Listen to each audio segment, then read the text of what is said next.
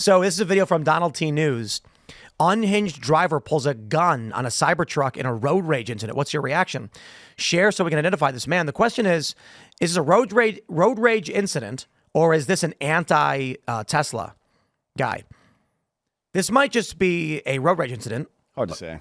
It is, especially considering what's going on. Now, we don't know that he actually pulled a gun, but look at this. When are people going to learn that these vehicles have cameras on them? Yeah. That guy's going to lose his arm. You can see his license plate, too. I don't know. This video is going viral. And let's just jump to it. There you go. Yes. What is that? I don't think it's a gun. I don't know. It looks like his index finger is tucked, but I can't tell what it is. Sunglass case to me. That would be, look, if you're in Texas, maybe his plates suggest he is. Yeah. Jeez. And you're pulling something that looks like a gun on somebody, you may want to make sure that it is. Oh, I think I know where that is. That looks Stafford, Texas is where is it? Yeah, it's right. It's right around Houston. Is the idea that was like a holstered weapon?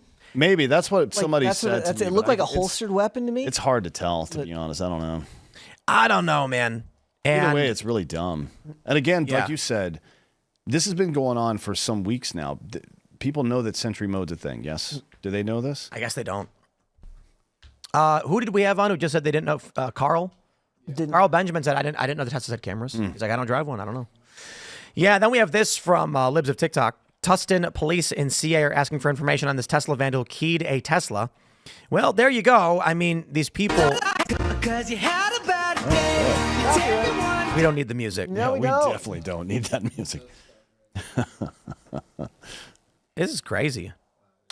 It's a high emotional dysregulation. It's the way I see most of it. It's like what the hallmark of most of these cases is they get really, really emotional. They have no ability to center themselves or to stop themselves from doing something stupid, and they don't care what the repercussions are. That, or they've just never actually suffered the repercussions from their actions. Dude, and all the cognitive dissonance as well. Like their own actions are causing a lot of the problems. And they just can't see it. They know they're never going to, unfortunately. I think some of it is a result of oppression FOMO. None of these people have ever been literally oppressed in their entire lives. And you notice how, like, aside from the obese man on the homemade four-wheeler, which impressive, by the way. That was impressive. Like, of all the things that happened, I was like, all right, that's kind of cool, actually. I mean, not the vandalism and the violence or whatever, but it was cool that he built that thing. Yeah. I mean, I think someone's going to die. I can't believe no one's been killed in the firebombing stuff yet, to be honest. So dangerous, especially with those lithium batteries. We saw it in the Vegas guy that blew himself up. That stuff really ignites. When so this is crazy. When we saw the story from Vegas of the firebombing and the vehicles, we did not actually know the full story, which they've now released with the arrest of this guy. He actually took a rifle and shot upwards at cameras. So those bullets went somewhere. Somewhere, yeah. Yep, because he missed. Because gravity exists, obviously. Right, but also he missed. He did not hit the building. Yeah. He then spray painted resist on the building, unloaded the rifle on a bunch of cars, and then started throwing Molotov cocktails. So it was a sustained and prolonged terror attack on this thing for some time. I think a lot of people assumed, I know I did, that it was a guy who threw some Molotovs and ran away. Yeah. No, he was there for a while, and they ended up finding him probably because of this. But I mean, the extent of these attacks that we've seen, they are worse than we realize. Yeah. And do you really think it's FOMO because they have oppression FOMO, or is it that they truly do see themselves as somebody who's doing something good for people? That's part of it too. That's what it feels like. It's the ultimate virtue signal. I think it's a symptom of the same disease because now the social currency used to be honor and integrity, right? Are you a good man? And that would be your purchase into a community. I'm a good man. I'm a good one. Whatever. Now it's like rank me on the victim scale, and that's where I am. But if you're a middle class white person, where do you land on that? So you've got to manufacture it, right? You have to manufacture it somehow. So you have to take on the burdens of other groups, basically, is what happens. So that's why you see all the white people at the BLM stuff. They don't actually care about this. Come on. That's why they use the language ally. Yeah, because they want to make sure that you're part and parcel to their cause. It's why they're showing up to black neighborhoods and burning them down while black people ask them to stop. Yeah, it's like, hey, I got a shop there, bud. Yeah. I mean, that was all over. Like in Minneapolis, there was independently owned businesses that were like, please don't burn us down. Yeah, it's not. The famous video of there was a firefighter who saved up and then opened a bar. A sports bar was his dream, and he's in the building being interviewed by local news, crying because they ransacked it. Yeah. And as he's being interviewed, people are stealing the safe and carrying it out the back. My God. They came back after he gave the interview and burned the building to the ground. You were at some of this stuff with Occupy back in the day. I lived in Oakland during that whole thing, in uptown Oakland on Piedmont Avenue, right? And I remember all these Berkeley students, and I was working in security contracting back then, emergency management stuff, and I was plain clothes and some of these things.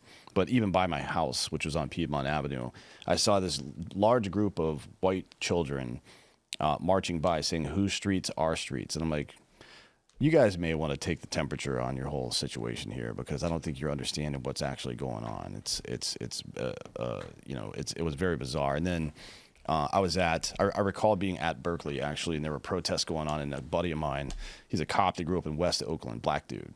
And there's this 19-year-old white kid yelling at him, "Hey, you're a racist. You're a racist." I'm like, oh my God, this is the best thing that's ever happened to me. This is hilarious. Like, you couldn't pay for this kind of irony anywhere. Right. You know what I mean? So I think these people's minds, to your point, there's a part of it that is like trying to search out this social, acceptance from somebody somewhere, and they just don't get it anywhere because they're not part of the new victim class, as it were. So they have to reach out and find ways to identify with that. And part of it, well, the way it started was doing the protests, and then it moved on to thoughts and prayers and pronouns and flags in your bio. Black right? squares. It's nonsense, right? It's just all not. You've gotten all the dopamine and serotonin from helping somebody, but you've never actually helped them. The true definition of slacktivism. Yeah, it's absolute nonsense. And now it's like, I think they're waking up to the fact that they've been doing nothing for the last 15 years while all this is going on. Like, oh, I better go key somebody's car. I better actually do something. And this is how revolutions begin sometimes. Well, so I was, I think I was talking to Cody about it. We were talking about how insane everything's gotten politically on the ground. And I was saying that, like, if 20 years ago, a dude dressed up in full, like, neo-Nazi outfits and started going around spewing racial slurs at people, what would happen to that guy? He would probably get beat up by somebody. Probably get beat up by somebody. And that's still true to this day. That's just Kanye West now. So this is, it's still true in every circle. When this guy showed up in Portland, and you had a bunch of right-wingers having a rally, and he was wearing swastikas. This is when you were out there? I was not there when this happened. Okay. A guy showed up with a swastika flag, and he was doing the Sieg Heil and all that stuff. They kicked him out, and they told him they shoved him. They said, get out. The right did that. The left would have knocked him out. But the point is, I think what we're seeing with the keying is that 30 years ago, anybody in anywhere would have probably said, someone would beat up a neo-Nazi guy. Mm-hmm. The left views literally anybody outside of their political sphere like that. Yeah. And so the problem is they're insane, but these people who are keying these cars literally think we are in a society that is 99% anti-Nazi, and that is a Nazi car, so I'm going to damage it. They're wrong because they're deluded based on what the media has been feeding them and what they're getting from social media. But I guess the point of the story is so that we can see how we used to have a cohesive moral society. Regardless of political affiliation. That right. was one thing we could all agree on. My point is that these people have not become more violent. Is that the violence always existed in people to attack those who are deemed outside of the Overton window. And today, the Overton window is bifurcated. And we are all outside of their Overton window. So to them, they are justified in doing this. Yeah. And always have been. What do you think the impetus for that is? Do you think people are just naturally growing apart? Or do you think it's more the constant propaganda? Technology. It's technically the propaganda, but it's rooted in algorithmic distribution of information. Like the outrage algorithm. You can tie it. Yeah. You can tie it back to when you got the internet in your pocket.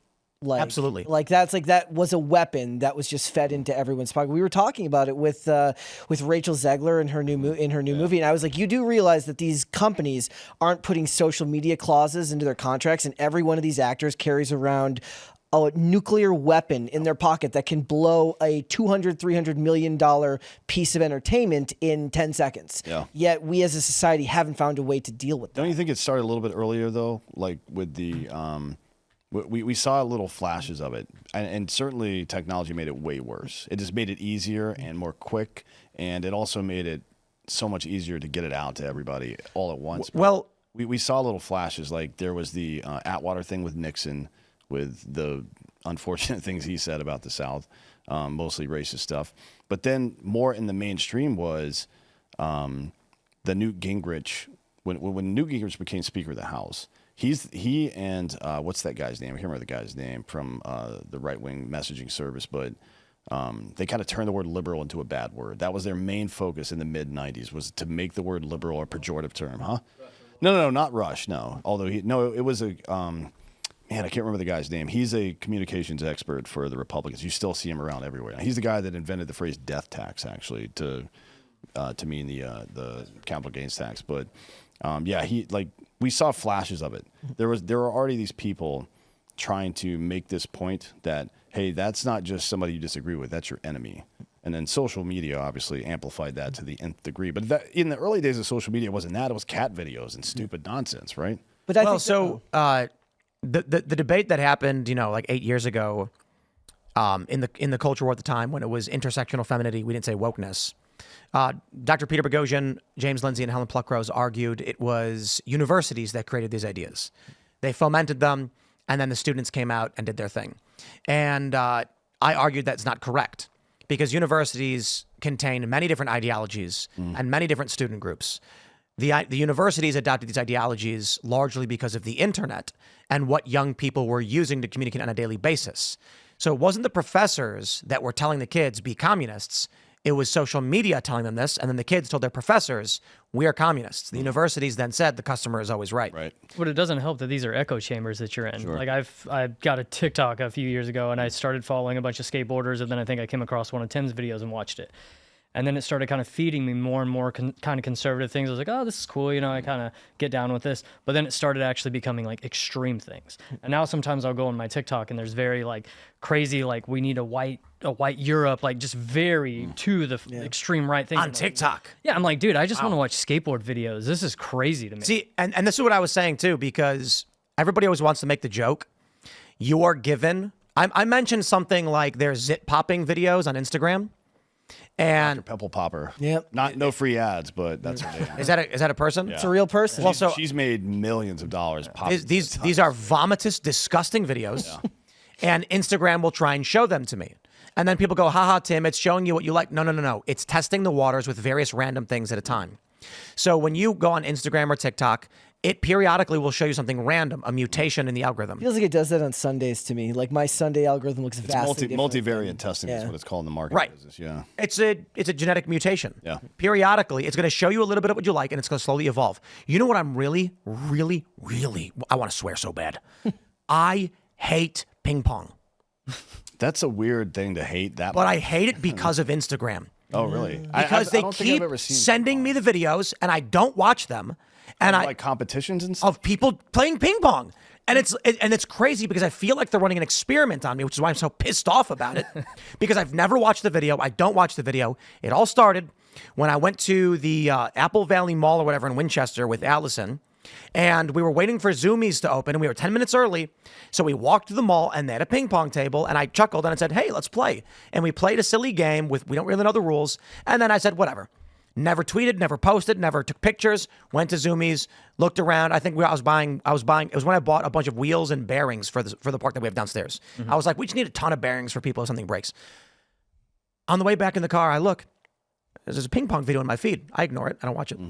Now it endlessly feeds me ping pong, and I've actually so first I said, I'm going to ignore it and just keep doing the skateboard videos, poker and skateboarding, and sometimes, what do I get? Poker, skateboarding, and food. Lots of pizza. Dave Portnoy videos where he's eating pizza for days, but I do like those videos, so that's okay. So it got to a point where I got so many ping pong videos that I just actually went in and said, this is disturbing. On every single one, every time, it will not stop sending me ping pong. To this day. To this day. You may want to call like either an exorcist I think it's an experiment. or the FBI or something. I think it's an experiment to see if they can force someone through repeated exposure to start watching content they don't like. Well, they haven't met you. That's not going to work. I know. You're I'm just getting gonna get angry. You're just going to get angrier as it goes. No, that's how these TikTok videos are. Like I said, I just want to watch funny. Like I send a lot of memes to my girlfriend Julia, like a bunch of cat shit, and it's like, okay, we send skateboard videos, we send this, and I keep getting all this weird propaganda shit, like just being completely fed into my feed. I'm like, dude, I don't want to see this type of stuff. I get TikTok? on. Yeah, this is on TikTok, man. It's really weird. With Instagram, it's not as much. It's but weird yeah. to me how they decided to couple the different groups of information together, right? Yeah. Like what? Maybe that's the result of the testing that's gone on. Okay. I just got to say real quick. Are you seeing one right now? No. But I pulled this up and it made me realize something. So I get a lot of skateboarding, Magic the Gathering, and poker.